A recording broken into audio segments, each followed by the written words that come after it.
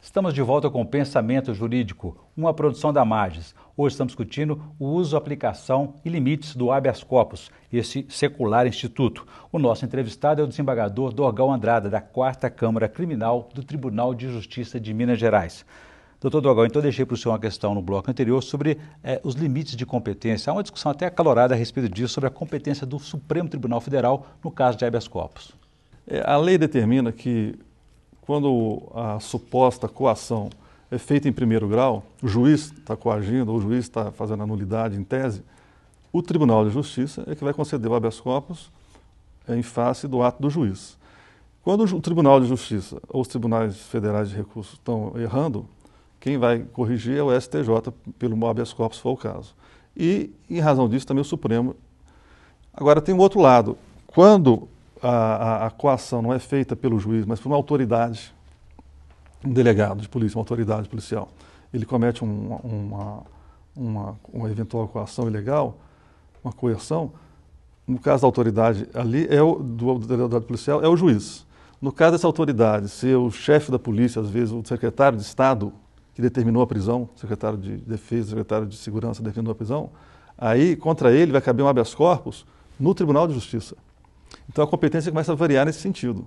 Se foi uma prisão determinada por um comandante do Exército em Brasília, pode ser que a competência seja do STJ. Então isso vai variar. Nesse caso requer a presença de um advogado para poder orientar. Não, o habeas corpus é aberto para todo mundo, continua. Mas para identificar a competência, por exemplo. Sim, isso que eu digo. O habeas corpus, embora seja aberto para todo mundo fazer, o advogado ele entende melhor a técnica de como se fazer o habeas corpus. Então quem entra com o habeas corpus como advogado tem mais chance, isso não é inegável. Conhecer o caminho das pedras, né? E da mesma forma, se às vezes a prisão, um juiz vem conceder um habeas corpus em cima de uma prisão ilegal feita pelo secretário de Estado, quem tem que liberar a prisão do secretário de Estado feita por ele é o tribunal. Se o juiz faz isso, ele está cometendo uma ilegalidade. Então aquele habeas corpus dele não vale. Aquela decisão dele não vale. Entendeu? Ela não tem esse valor jurídico. Então o habeas corpus tem que saber a quem você vai pedir o habeas corpus. É um erro de procedimento, no caso de origem, né? De origem. Tem que saber quem que é o juiz natural. E aí acontece o contrário. Às vezes o delegado cometeu uma prisão, ele de boa fé cometeu uma prisão, e aí o advogado entra no tribunal para haver um relaxamento da prisão feita pelo delegado. Não é o tribunal, é o juiz. Então o tribunal nem vai conhecer, nem vai analisar aquele habeas corpus. Porque ele não é a pessoa própria, não é o juiz natural para analisar uma prisão determinada por um delegado. É o juiz que tem que fazer isso. Agora, doutor Dorgal, eu preciso esclarecer também que, como o habeas corpus ele pode ser concedido liminarmente, ainda assim há o julgamento do mérito desse habeas corpus, independentemente do processo, a pessoa, se o réu é inocente ou não. O habeas corpus ele tem duas fases, embora ele seja muito rápido. Logo que o juiz recebe o habeas corpus, o tribunal, de imediato ele analisa se o caso requer uma decisão liminar. A decisão liminar é uma decisão provisória, mas ela entra em vigor, ela tem força, como se fosse uma decisão permanente, mas embora ela seja provisória. Então, se o tribunal ou o juiz entende que tem que dar uma liminar, ele manda desfazer o ato, manda liberar o preso liminarmente. Depois ele pede informações à autoridade coatora, no caso, se for o delegado, se for o próprio juiz que mandou a prisão, ele pede informações. Quando volta informações ele vai comparar e vai ter mais elementos com mais segurança para dar a decisão final do habeas corpus, mas tudo muito rápido. O judiciário usa muito termos técnicos, até mesmo palavras em latim como habeas corpus, né? A outra, salvo-conduto, é a mesma coisa ou tem alguma diferença? O salvo-conduto a gente usa como um habeas corpus preventivo, porque o habeas corpus você tem 3 tipos de decisão no habeas corpus.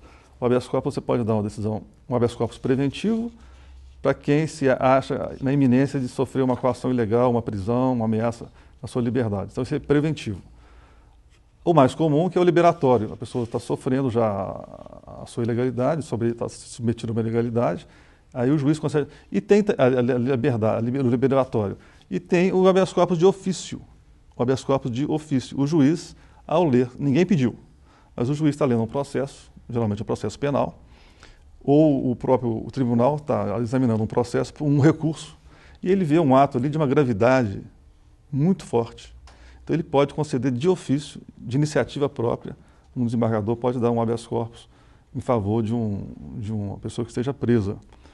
Agora, qual que é o salvo-conduto? O salvo-conduto é aquele habeas, entre esses três, é o habeas corpus primeiro, é o habeas corpus preventivo, quer dizer, um salvo-conduto, que não é muito fácil, o salvo-conduto, porque... Agora, sim, pode concluir, por favor. O salvo-conduto, ele entrega para a pessoa uma garantia de não ser presa, e isso pode ser confundido, ele pode cometer um outro delito, que não aquele, e o salvo-conduto pode servir para os dois, pode dar uma confusão. O salvo-conduto não é uma coisa muito comum. Em outra avaliação também, o Ministério Público e o próprio juiz podem reconhecer, identificar que aquele réu solto seria pior para a investigação e o mantém preso. Também, exatamente. Às vezes o réu, o habeas corpus, vem pedir a soltura de alguém durante o andamento do processo e o juiz entende, o desembargador, o tribunal entende, e a sua Câmara, que não é cabível habeas corpus porque aquilo vai prejudicar o processo, ou porque ele não trouxe uma confiabilidade de que ele não vai fugir. E dentro daquele contexto também, aquele ato que o juiz está mantendo ele preso não é um ato ilegal.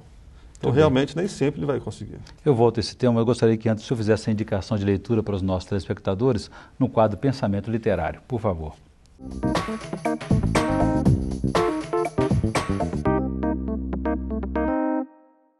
Eu trouxe aqui um livro interessante do Michel Sandel, é um professor da Universidade de Harvard, que traz esse livro, foi lançado ano passado, ele traz sobre o que é fazer a coisa certa, justiça. Ele é professor e ele publicou as aulas dele nesse livro. Mas não é um livro jurídico, é um livro que cabe a qualquer pessoa a sua leitura, é um livro sobre a vida, o dia a dia da vida, os dilemas que nós estamos discutindo no dia a dia da vida, os problemas, os conflitos. Aqui ele fala sobre suicídio, sobre religião, sobre política, sobre direito também, sobre opções da vida que nós vivemos, justiça num termo maior, num termo lato. Contextualizando, Contextualizando. Né? Não é um livro jurídico, mas é um livro muito curioso, muito interessante, filosófico. Uma boa indicação. E agora gostaria de saber também, doutor Dorgal, da avaliação do senhor, ampliando o nosso debate do habeas corpus para outros temas, sobre esse novo projeto do novo Código Civil, do processo civil que está tramitando. O que o senhor acha? Na matéria, vamos voltar, a matéria civil também é cabível habeas corpus, você falou no Código Civil. A matéria civil, embora o habeas corpus seja voltado basicamente para o direito penal, você vai ter na matéria civil um exemplo muito clássico, que é a prisão por falta de pagamento de alimentos, de pensão. Então, quem decreta essa prisão não é um juiz criminal. Você não pagou a pensão, você vai ser preso. Isso é uma possibilidade da lei. E essa matéria, embora civil, ela curiosamente ela comporta aí um habeas corpus.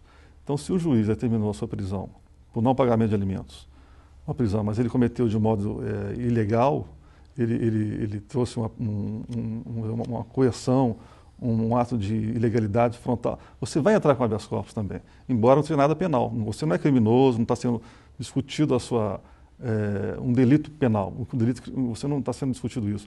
E aí, no direito civil, é um caso muito raro, mas é o mais comum de usar o de habeas corpus. E também o habeas corpus, embora ele fale que ele é contra ato da autoridade, o habeas corpus é contra um ato ilegal da autoridade, mas ele também cabe, às vezes, contra particulares.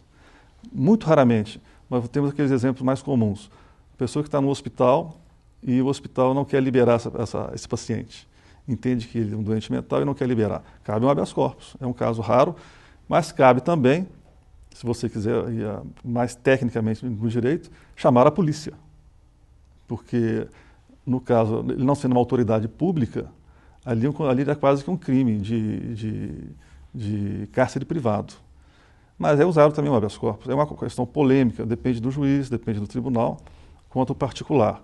Outros casos, dentro de casa, um pai briga com a mulher, um pai briga com um filho, os filhos se desentendem, um tranca o outro no quarto durante 3, 4 dias. É o caso de chamar a polícia, que é o cárcere privado. Mas o habeas corpus é mais rápido às vezes.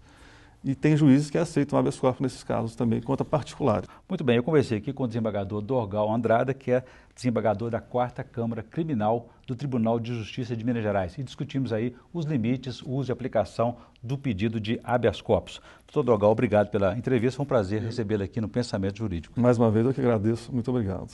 Nós que agradecemos, e se você quiser participar do Pensamento Jurídico, escreva para pensamento@amarges.com.br, pensamento@amarges.com.br.